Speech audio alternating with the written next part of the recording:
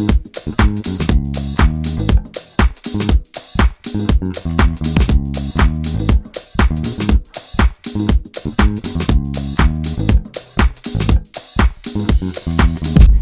to Everything House Music and More, and today's special guest is my brother, Mr. Greg Winfield. Greg, how you doing, brother? I'm doing great, Mo. Man, I appreciate this time, taking the time out, man. I know it's been a rough season, but I just want to say thank you, man.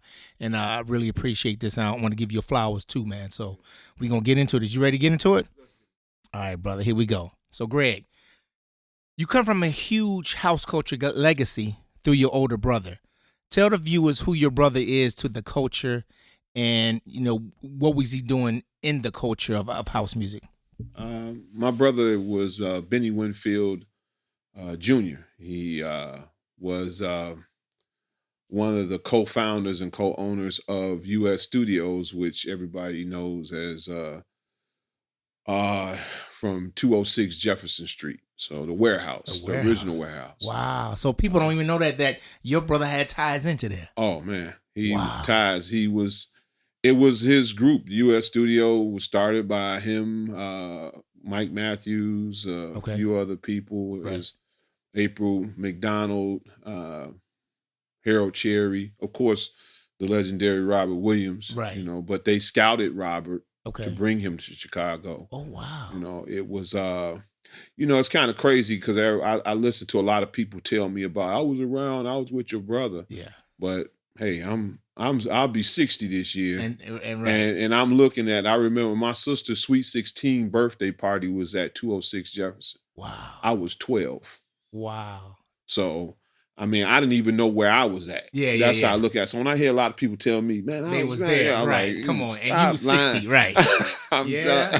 So it's 2024. We're gonna tell the truth this year. That's right. So that's what we're gonna do. Right. That's right. Okay, so your brother bringing and scouting in. He was he was like doing everything possible to keep it alive. Okay. He DJ'd, of course. Okay. But he wasn't a DJ. Right. But he went in there and played some music. It was all by all means necessary at this point of making sure they survived because as the history was told, right. You know, he was at a time where Black gays were not allowed into the white clubs. Okay. So they went out to make sure they created their own platform. Wow. You know, to have a place to go. Their own. Own place. Okay. Yeah. As an early architect of the party scene that we know today, who was your brother influences then?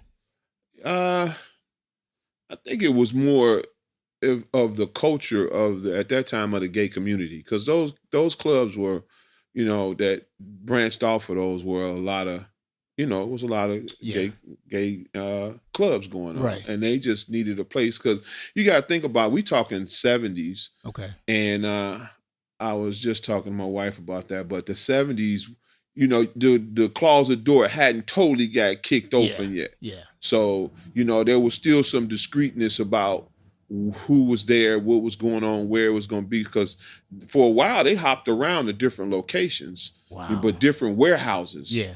You know, you meet me on 14th of Michigan on the sixth floor, and they take a freight elevator and go up.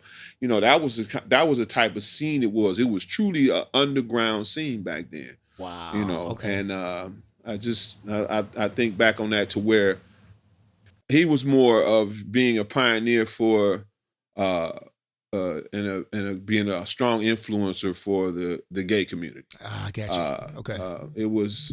It was all about him networking and making sure he was not one that would push his self as far as his sexuality off on people. Right. But if this is what you were about, he was somebody that you could, you know, talk to. And even if you wasn't, he was somebody, he was just a unique person in his own way. So it was, I always say he was ahead of his time with a lot of stuff. Right. So what was your age difference and what do you remember about him and the party scene? Well, I guess he was about 13, 14 years older than me. Okay. And at that time, the party scene was, I knew about the spike, so-called spike punch or spike food and, you know, all that good stuff. But it was a different time between the 70s and the 80s. And I just talking about this. Yeah. You could enjoy life. I Yeah. mean, it was crazy. Party scene was nice. I mean, I hate to say it, the drug scene was nice. You know, man. Right. Even the sexual side of the scene was straight. You didn't have to worry about it. These days now, man, it's like you could either wind up with luggage, carrying something you don't even want to have. Yeah. I mean, it's basically what happened to that community too. Yeah. You know, in the 90s. Right. So, I mean, back then, you could live free. Okay. You could live free. Let me ask you something. Since you've been there, your brother was like partly just, the one who created that space. How many people did the warehouse hold or U.S. studio? That could be hundreds. Because I can tell you as a kid, when I was, like I told you about the joke when I was 12. Yeah. I was doing cartwheels. I had never seen a room that big in my life. Wow. And I was doing cartwheels through the middle of the floor. So can you say, give me an estimate, 100 to 300 or? I could say a little 300. Okay, 3. So it wasn't like 800 to 1,400 people. Yeah. Okay. My actually, rest in peace, my dad, he did security. Okay. From time to time there, him and my cousin. Okay. And I don't want to jump ahead of myself, but I'll never forget my dad was on my brother about them making it just strictly a gay club. Right. Everybody was welcome, but it was a gay club. And right. He was saying that whoever decides to open up this to everybody is going to be rich. Wow. And there's history right there. Yeah. Okay, at what point did you get introduced to what would become the house culture, and how was your introduction and how that came about? So, I had a cousin. This is the start out skill set. I had a cousin that was a DJ in Southern Illinois in Carbondale. Okay. And he would come home for the summer. I was just coming out of grade school, and he taught me and said, "I want you to be a mixologist." Oh, wow. So you didn't know what that was? I didn't know what it was at the time, but he told me that he wanted me to be flawless. He wanted me to be able to take 2 turntables and remix a song, and it sound just like the song. Right. And I kind of just went into training with him. And this is an ironic story because my cousin, by the way, Daryl Howe. Okay. I went to, come to the house every summer, last like 2 summers in a row. I was a sophomore in high school, and it started to get more interesting for me to do this because he would go away to school, and I had to wait on him to come all the way back home. Yeah. And one day I went in the basement in my house, 93rd and Bishop. That's a famous block. Yes. 9325 South Bishop. Yes. I go in the basement and I see some turntables in the basement. Right. And I'm like, man. So I grabbed a turntable, started working out with those turntables, got me a little Teledyne mixer because that's what was popular back then. Yep. And then come to find out those turntables were from 206. Ah, get out of here. When they broke up, because my brother had bought half the gear. Right. So Robert took half the gear and my brother took half the gear. Okay, so pause right there. You said your brother would help them to get it. Now, I interviewed Celeste before, and she said that she gave Frankie a loan for some power equipment. plant. Right. Power plant. For the power plant, but not the warehouse. Not the warehouse. Okay. Power plant. I just want to clear that up. Yeah. No, so she was right. Okay. She was absolutely right. Okay. That's another story. She modeled for my brother when we fast forward. Absolutely. I remember that. Yeah. Yep. Wow.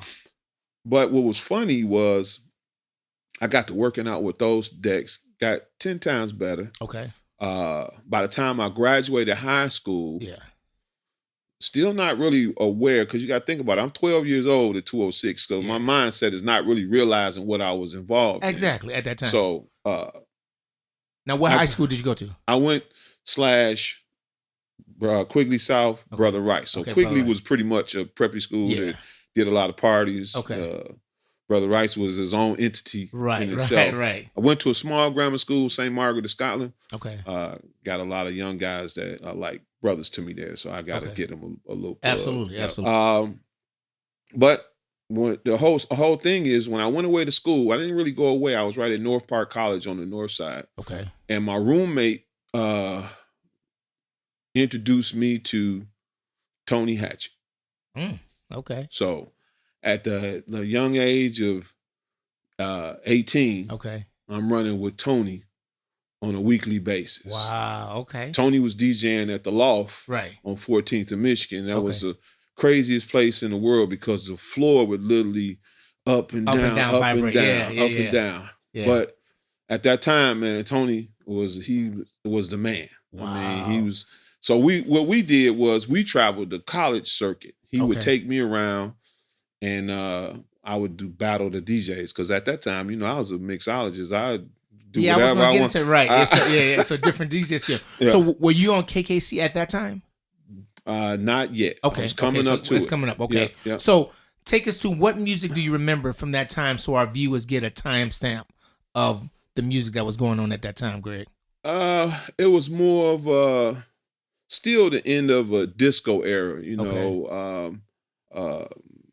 You got some Shalimar cuts in there, you know. You got more different disco stuff. So you had to be well versed in how you handled your music. Then you were coming off of funk, Steve Arrington. Okay. You know, R&B funk, yeah. You gotta. So your skill set had to be totally different in holding a beat. Okay. You know, you had to really know how to roll a pitch, move a pitch, and timing was the whole thing. Precision was important. Right. So those are the things you practice to be good at. There you go. Yeah. Right. Yeah. So at that time, so that was you're 18. So what year was that around? That was 82. Coming up 82, going into 83. Okay. Now, your brother had left the warehouse at that time, right? Oh yeah. So he went into fashion, like you said? Yeah. Okay, and then what happened to the U.S. studios? That pretty much was dissolved, and then that's right when, at that time, everybody was kind of in limbo. Everybody was doing little bars, places, you know, outside of that. My brother didn't have much communication with him. Yeah. You know, personally at that time, there was more of a love-hate relationship between Robert and my brother because of the breakup. Okay. But his alliance was with Frankie. Okay. So, it's like when all these things start coming together, I got better at my skill set in DJing. Right. Now, what records were you practicing with at the time? At that time, I was using in the very beginning. I was using because my cousin was a big funk guy. Okay. You know, Parliament. Yeah. You know, I was using like the Steve Arrington or you know, So Fine, Howard Johnson, all those stuff like that. Yeah. That's what I was using. Okay. Mm-hmm. As you develop as a DJ, what was your first professional gig, and how did that lock you in as a DJ for Greg Winfield? Well, one of the big gigs I had, actually, what was crazy, I DJ'd at my own college. Okay. You know, I DJ'd at North Park. Okay. And it was end of the school for Christmas. Okay. And it was a big to-do. You know, now, what type of music was you spinning at that time? I was still doing the funk? Yeah, I was doing the funk stuff. Disco or anything? Yeah, it was coming into disco, Martin Circus. Okay. You know, and then you still had, what would you say, like the European style. Right, the Italian house and all that stuff like that. Exactly. It was coming in. Okay. Now, there's a point in culture in Chicago where there was a split. One side was like the programmers and focused purely on song selection, and the other ones, like you said, was the turntablists that focus on tricks. You know, battling. Did you get into that? You know, like okay, like the Hot Mix 5, like when Farley was scratching and all that. I did. So what's that were you on? Well, here's what happened. Once I met Tony, that changed my whole Tony mindset. Hatchet, right? Yeah, that changed my whole mindset. Okay. You know, I still laugh and tell everybody I remember when, after Tony left and I was running with Andre and Ferris. I never forget those days. You know, but it was more so that Tony kind of steered me into, you know, more worried about working the EQ compared to trying to do triples in the Right. Yeah. So let me ask you this then. Now, growing up, and you said your brother at U.S. Studios, and you coming through the years, so 82, 83, 84, it comes to Hot Mix 5. Mm-hmm. What did the Hot Mix 5 have an influence on you as well? You know what was funny about it? When you talk about that and you say, I wouldn't say influence, I love music. So I was more into learning more of the scene of the underground and the house music as I was to being a radio jock. I did learn, you know, how to do my programming and stuff like that through my experience of doing it. But for the most part, you wasn't really a hot dude if you was on the radio. You got recognition, but the dude on the street, the underground guy, got more recognition than the guy off the. In the beginning, if you look at the cycle of it now, I mean, it's some radio jocks. It's just hard for them to transition. Yeah. So no, but back then I think, like you said, it was different time. Yeah. You're a little older than I am, so I knew radio and then live era was something huge at the time because that made everybody like, oh man, I want to do this. Yeah. You had to listen to a Farley, a Kenny, a Ralphie. Yeah. A Mickey, whatever your type was. Be like, all right, cool, and then you go down to imports, buy the records and everything like that. Yeah. So now, at this time, have you developed your record collection at this time too? Yeah, I had a very close friend by the name of George Little. Okay. Who worked at on Plymouth Court. Yep. And him and Lil Jon worked together, to be honest with you. And that was just like, shopping carts of albums. Yeah. Yeah. So let me ask you, in your brother history, did he take any pictures of the warehouse back then, US Studios back at that time? Not exactly. Yeah. Yeah, not exactly. Yeah, I think Robert has more photos than anybody. Okay. Yep. So aside from the warehouse, power plant, and music box, Chicago was hugely driven by teen parties and venues, high schools and basement. Tell us about those years from your perspective, and then what years and what records were hot then, like doing your stint at in college. Yeah. On the north side. That was something totally different from the south side. Oh yeah. So what were you playing there that then you came to the south side part, you like, damn, I didn't know the difference. Yeah. Well, it was somewhat similar because of at that time we were transitioning with a lot of the how would you say it, electronic music is I Want to Be Real. Right. And, John Rocker, yeah. All those songs were moving into play. So it was kind of easy to migrate and play that way. Okay. You just had to, of course, always know your audience. Yeah. You couldn't go into a lot of old deep disco, which wasn't old deep, but but when you look back at all that right now and then moving back south, I never forget most of the basement parties. I was strong in Morgan Park. Okay, woo. So, my sister Angie T and all them, we rocked together. And just sidebar, you just got to think about my neighborhood I grew up in. Yeah. I grew up in Brainerd Park. Yeah. I had Keith Nunley lived across Ashland. I had Kevin Irvin on the next block. Me and the Irvins are like brothers. Okay. A lot of my success still to this day, rest in peace, Kevin. Had a lot to do with it. Jack in the house, right? Yeah. So that was look. Right. I can go on and on about the culture and the people that were around me at that time. Okay. So now, since you're coming from a DJ and then your brother coming from the fashion standpoint, a lot of times people don't understand that there was fashion into this culture we call house. Man. So can you explain that a little bit? What was the style back then too, coming up and all this other stuff? Yeah. I mean, some of it style-wise, we still had polo, of course. Yeah. Wanted to be preppy. Yeah. There was two different, I listened to Reggie talk about that, preppy and house. Right. But in its own similar ways, you had the trench coats. Yeah. You had I used to wear Zodiacs. I used to go to Slipper Box up on the Vision, get my Zodiacs. Right. I used to get my fade up on the north side at Copeland's. Okay. So it was, but this all came from my brother. Yeah. Educating and showing me. Right. But that was part of the culture too. Correct.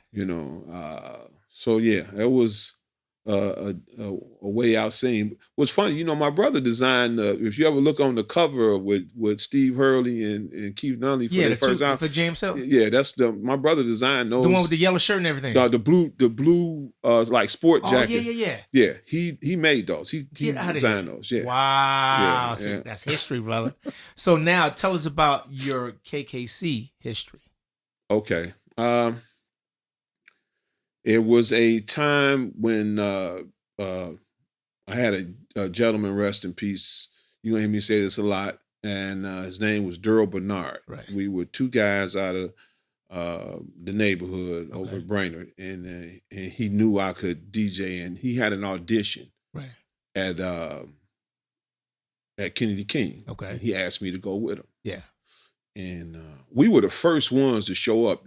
The Friday night audio show used to just be a remix JB show for James Kelly. Okay, right. And at that time, he wanted to change the culture. Yeah.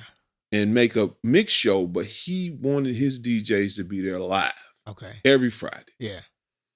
For a young, inspiring, intriguing, hungry dude, that was perfect for me. Yeah. So I went up there and, me and Duro, we killed it. Right. And so who was all on station at that time? That was Walter Brown at that time, and just Sheldon. Okay. And Sheldon Reese. Okay. And I know D was in the studio, but D really, getting into Dangerous D wasn't really getting into the mix part. He had been more working with James on the JB edits they had been playing. Gotcha. And so when me and Duro went, and they pretty much told us they wanted us back, unfortunately, Duro passed away that night. Oh, wow.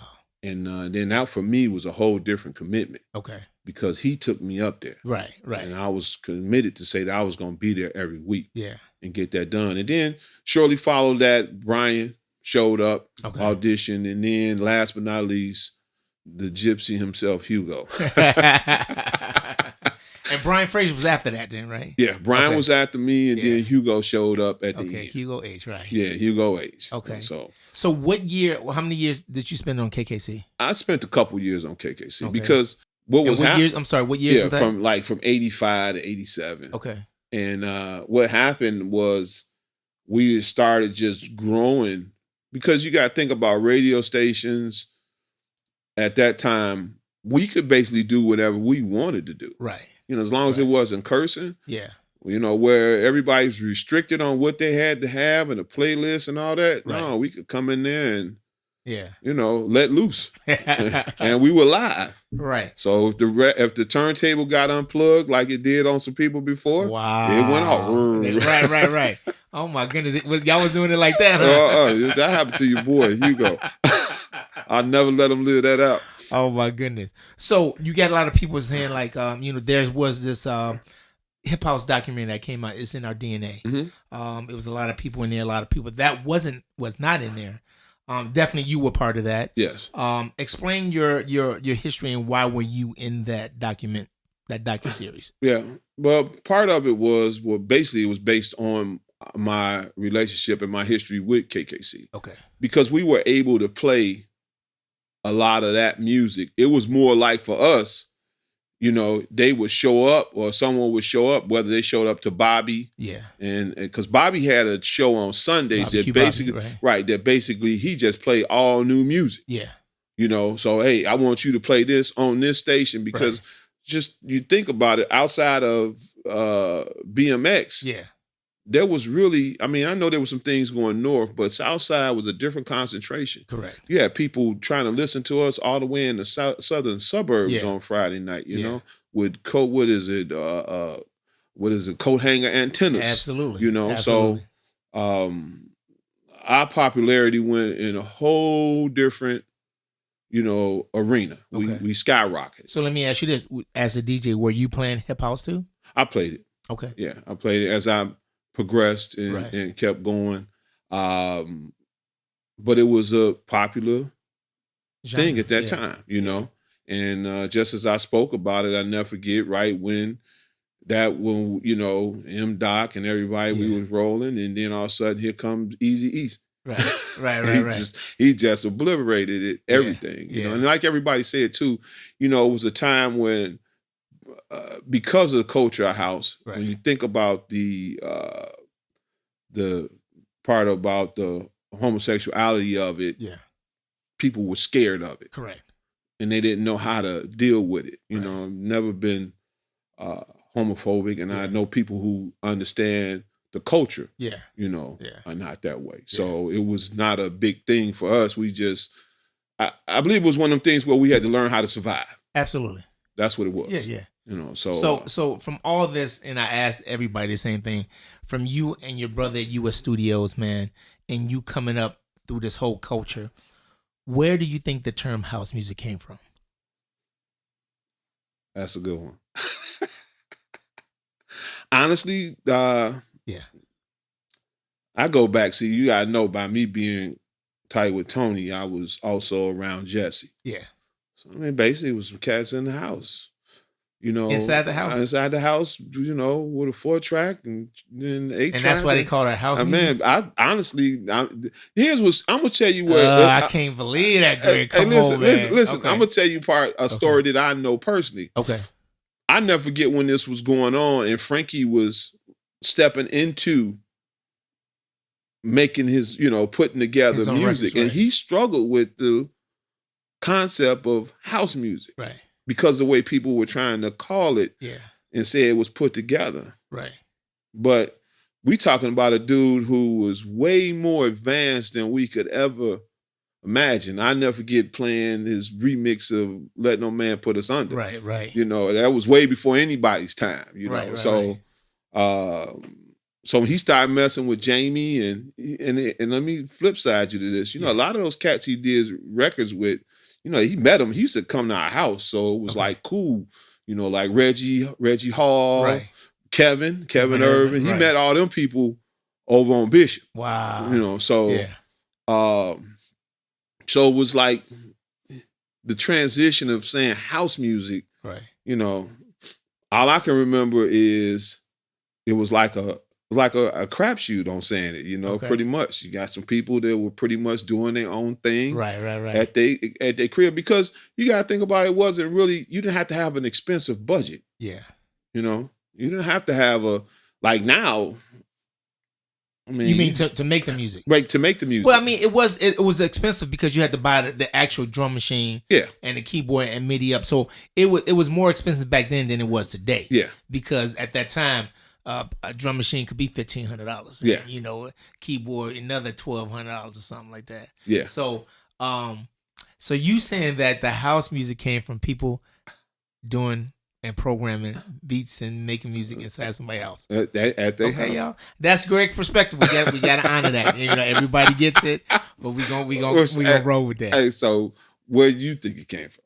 Well, I mean, I'm doing my series this year, man. So y'all gonna hear everything from my perspective. Yeah. But this is all about you right now. Yeah, it is. So what's funny though? I mean, Yes, I sir. mean that's what I know of at that time. Yeah. No, that's good. No. Yeah. Like I say, I don't think there's no right or wrong answer. Yeah. I just like to get everybody perspective. Yeah. And see where it came from. So at least we all are together on something. Yeah. So let me ask you this, Greg. What happened after your KKC era as a DJ? Like, what you do after that and going forth? Well, honestly, a lot of stuff that went on in my life was honestly a lot of pain. Yeah. I lost my father. Okay. Lost uncle. Then I lost my brother. Right. And that right there was just devastating. Absolutely. Absolutely. It took me a while. It took me some years. I never stopped Yeah. playing because I had good guys around me. Yeah. Brian, even Tony, those guys, people who kept up with me. Yeah. So it just took me a minute to gather myself and get myself back on my feet and start rolling again. But Yeah. I never stopped. Like, I would do little bits and pieces here and there, but nothing to the magnitude of where I wanted to be because psychologically, it just wasn't there. No, trust me, I understand, but I know how it is when I lost my mom. So I get it. Yeah. I get everything. I just want the viewers to know, man, your story, because I don't want people thinking like, where this dude just popped up out of nowhere. Yeah. And that's why I wanted to, come in. You have this conversation with me. Hey, what was funny, I'll never forget when I started popping back up. Yeah. Frankie had did this big thing at Northerly Island. I remember that. And David Morales and all them was there, and I got there and I was just standing in the crowd. Yeah. And I think it was Freddie that saw me. Freddie. Oh yeah. Frederick. Frederick. Like, come on. Right. And then I went and of course he took me in the back with Frankie and everybody. Everybody was looking like, what the hell is this? Right. No, that's good. What the hell is this? And where did he come from? Like I popped out a bottle somewhere. Yeah. But they didn't realize I was family. Absolutely. Yeah. And that's why I wanted you to get your story. And some people be like, well, why didn't I go first? I have to tell you so because your brother was part of that history. Oh yeah. And then you was part of that and you saw all of it. So let me ask you this, and this is my first time I'm asking this question to somebody. Mm-hmm. Do you think there are gatekeepers in this thing called house music in Chicago right now? I wouldn't call it gatekeepers, but your work, it's just like any other thing you do in life. I'm the big brother of the office. Right. I'm the seniority wise. Yeah. I think honestly, I'm glad you asked that question because I think this is part of what happens with the community right now, where people struggle. Yeah. It's not about you. You could be the hottest DJ in the world, Right, at this time. Yeah. But based on you putting in the work and what type of work you putting in, right, defines everything. Yeah. In other words, you can't, when you say gatekeepers, if it's somebody who's been doing work for the last 25 years, Yeah. and they've made a name for themselves all around the world, look at you. Right.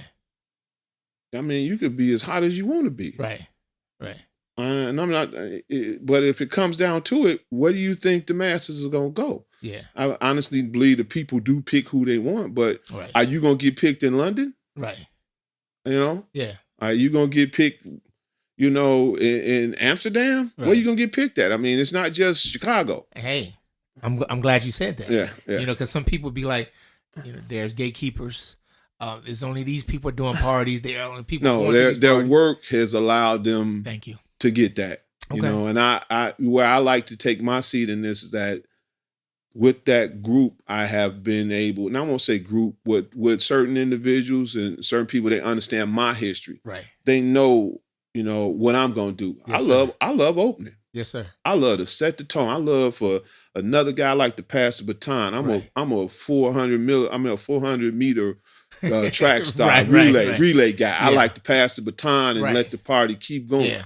But you got to know how to do that. It's an art. Absolutely. Yeah, people don't understand. They don't understand that. They don't understand that at all. And I like what you just said because if there's a lot of top people on the bill, a lot of people want to be at the end to get that glory. Man. I don't mind being at the beginning because I'm gonna do myself. I'm gonna do me. And like you said, I'm gonna set the party how it's supposed to be. Man. And then that's the vibe gonna happen. And if you need me to take it from another place, yes, I can take it from another place. Yes, that's my experience that allows me to do that. But at the same time, I don't care if you need me to play in the parking lot before the place kick open. Hey, I'll knock it out for you, Yes, sir. Yeah, because it's an honor to even be a part of that. Absolutely. And you have to look at things like that, no matter what it is. So 2024, brother, what we got to look forward to Mr. Greg Winfield? Well, they laughing at me right now. I got my little brothers I told you about. They say this is Greg Winfield 6.0 right now in the rebuild. The rebuild, yes. Yeah. It's another journey. Yeah. This business was built on runs. Right. You get some runs, and once you have to take advantage of the run. Right. Because they come far and few. Yes, sir. But it's also on how you promote and move and develop yourself. If there's somewhere where you're lacking, you got to pick up on it. Now, I am looking forward to doing some new projects. Yes, sir. I'll be working with, I don't know if you know Victor Mitchell. Victor Paris Mitchell. Yes. Yeah, him. And I'm actually going to do something with, Kevin's brother, Willie Irvin. You guys don't even know. No, I know Kevin because we used to hang with Road Dogs back in the day. No, Willie is a very musically inclined guy that's been behind the scenes. That family is something else. Okay. So I've already reached out to him and talked to him, but that's something on the table right now. I'm here anytime you want to reach out. But let me don't know. worry. I didn't know. I'm coming your way. All right, just let me know, coming brother. Your way. But I wanted people to know your story, man. Thank you for taking time out to do this, man. I know you went through a lot in 2023. Yeah. I pray for you and your family, man, and make sure everything's all right with that. But I just say, man, thank you for telling your story. I love you, brother. Thank you for doing this. You too. And you can catch Greg Winfield everywhere. Look him up on social media. You've been tuning into Everything House Music and more. And anything at the last second you want to say to everybody? I want to say what's up, and I love you, Mrs. Winfield, Nikisha Winfield. Thanks for your support. All right, y'all heard it. All right, peace out, man.